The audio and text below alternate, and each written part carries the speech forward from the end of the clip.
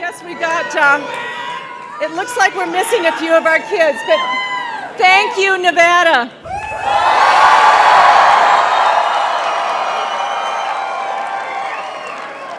Once again, I'm here to make sure that you listen to me this time and obey when I tell you don't clap until I'm finished.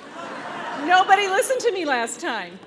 But I do have to give special thanks to all the people that made this happen. And by the way, the most people I need to thank are all the volunteers. So a big thank you to all of you that volunteered. Our Nevada co-chairs, Lieutenant Governor Brian Krolicki and Congressman Joe Heck. I want to also thank Congressman Mark Amodei, our Nevada finance chairs, Steve Fellows and Mark Hutchinson, and the many Nevada elected officials throughout the state who have been so crucial to our success here. We are so appreciative. And of course, Nevada State Director Sarah Nelson, Nevada Senior Advisory Ryan Irwin, Nevada State Finance Director Corey Christensen. And you know, I want to give a special shout out to Dee McGuinn. You're First Lady of Nevada from a few years ago, and she and I served together as First Ladies together, and she became a very good friend of mine, and she's been helpful in this effort too, and we so miss her sweet husband, Kenny. So a shout out to my friend Dima too. Thank you all. Do you know, as I've just been observing things, as I tend to do, I've noticed that Mitt has started to win in states that are so important for the general election. He won in New Hampshire. That is going to be a very important state in the general election. It's a swing state in the general. He did the same thing in Florida. That's going to be a very important state for us to win in the general. We appreciate that. But also, this state is going to be an important state in the general. And you guys...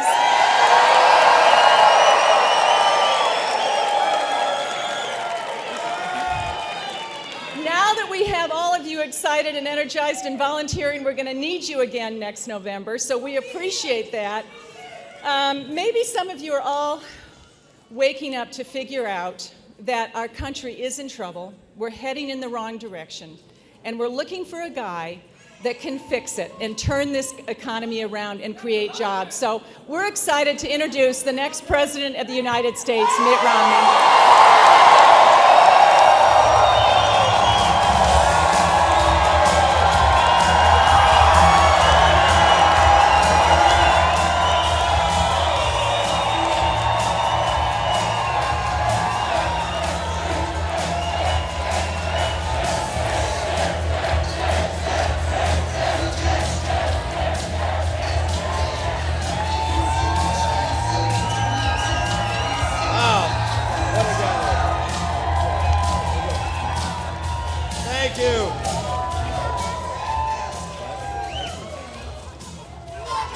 Thanks, you guys. Wow.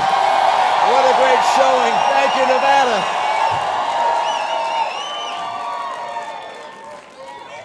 You know, this is not the first time you gave me your vote of confidence, and this time I'm going to take it to the White House.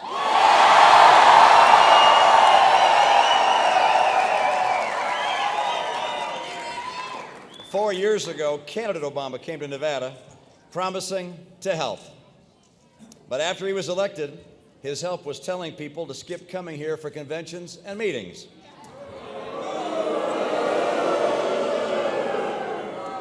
Today, Nevada unemployment is over 12%, home values have plummeted, and Nevada's foreclosure rate is the highest in the nation.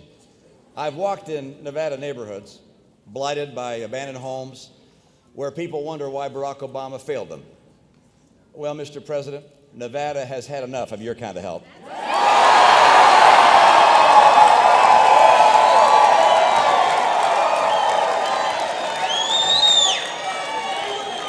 3 years ago, a newly elected President Obama told America that if Congress approved his plan to borrow nearly $1 trillion, he would hold unemployment below 8%. It hasn't been below 8% since. This week, he's been trying to take a bow for 8.3% unemployment. Not so fast, Mr. President. This is the 36th straight month with unemployment above the red line your own administration drew. And if you take into account all the people who are struggling for work or have just stopped looking, the real unemployment rate is over 15%. Mr. President, America has also had enough of your kind of help.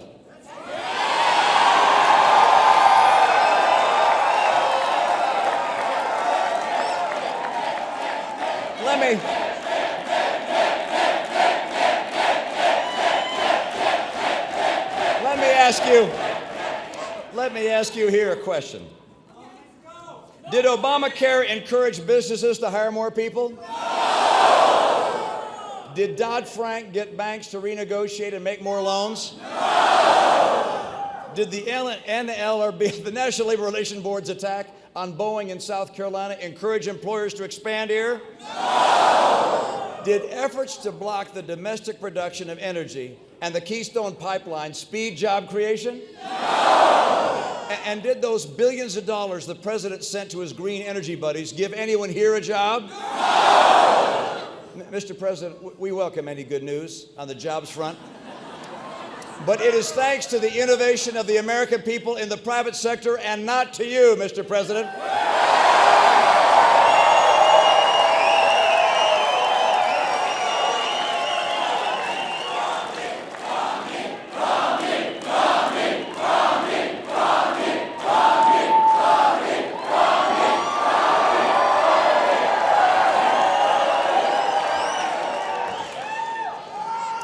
This president's misguided policies made these tough times last longer. Earlier in the week, he spoke with a woman from Texas during an online event. She told him that her husband has been out of work for 3 years. President Obama said that he found that interesting. Interesting. Really? I've got a better word. Tragic. America needs a president who can fix the economy because he understands the economy, and I do, and I will.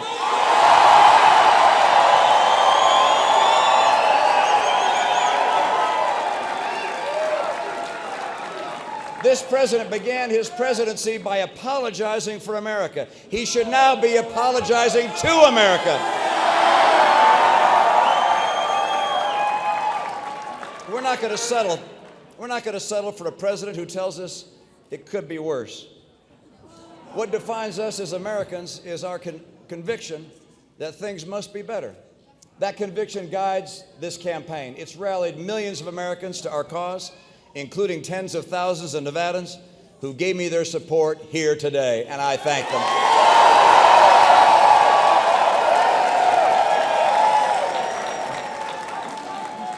Nevadans know that our future is brighter and better than these troubled times. It's better than 15% real unemployment. It's better than $15 trillion in debt. It's better than the misguided policies and broken promises of the last 3 years and the failed leadership of one man.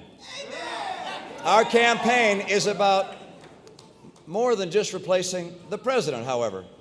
This is really a campaign about saving the soul of America. President Obama says he wants to fundamentally transform America.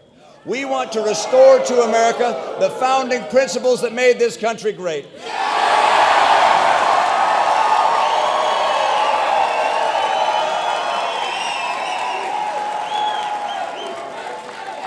Our vision for the future could not be more different than his. President Obama will grow government and amass more trillion-dollar deficits. I will not just slow the growth of government, I will cut it. I will not just freeze. I will not just freeze government's share of the total economy, I will reduce it. And without raising taxes, I will finally balance the American budget.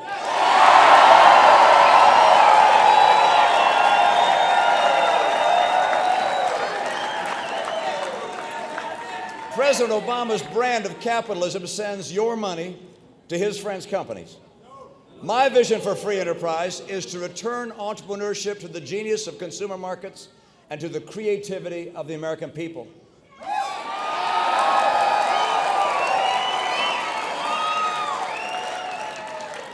Now, like his colleagues in the faculty lounge who think they know better, President Obama demonizes and denigrates almost every sector of our economy. I will instead make America the most attractive place in the world for entrepreneurs, for innovators, and for job creators, and get America working again.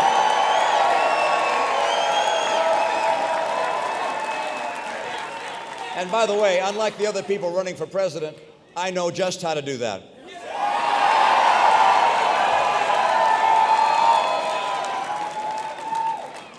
If I'm elected president, my priority will be worrying about your job, not saving my own.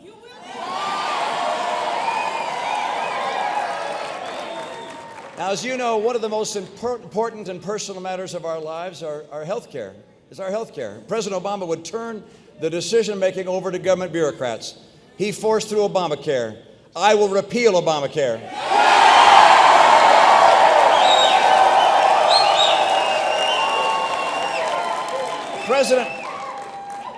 Just this week, President Obama orders religious organizations to violate their conscience.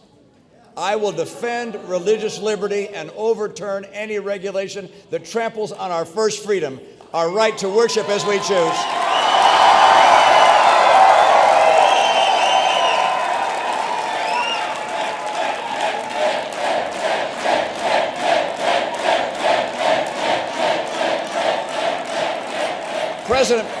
President Obama is shrinking our military and hollowing out our national defense.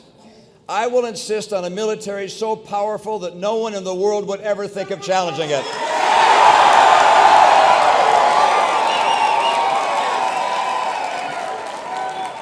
President Obama seems to believe that America's role as leader in the world is a thing of the past. I believe the 21st century will be and must be an American century.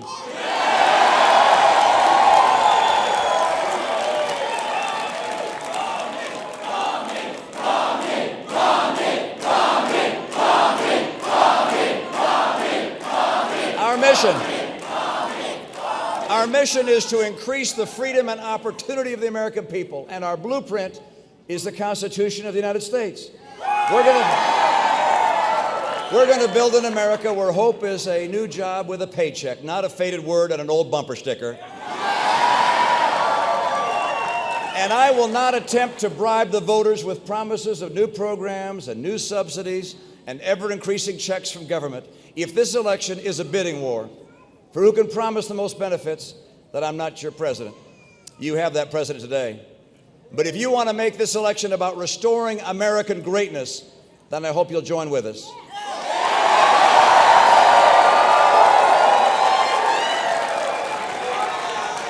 If you believe the disappointments of the last few years are a detour and not our destiny, then I'm asking for your vote. I'm asking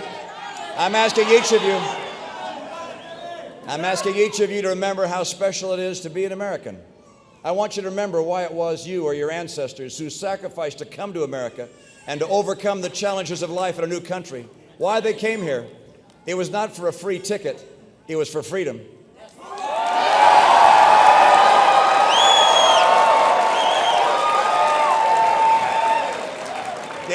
It was not for the pursuit of government benefits.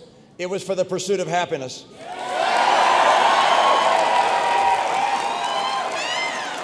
We still believe in that America. We still believe in the America that is a land of opportunity and a beacon of freedom. We believe in the America that challenges each of us to be bigger and better than ourselves.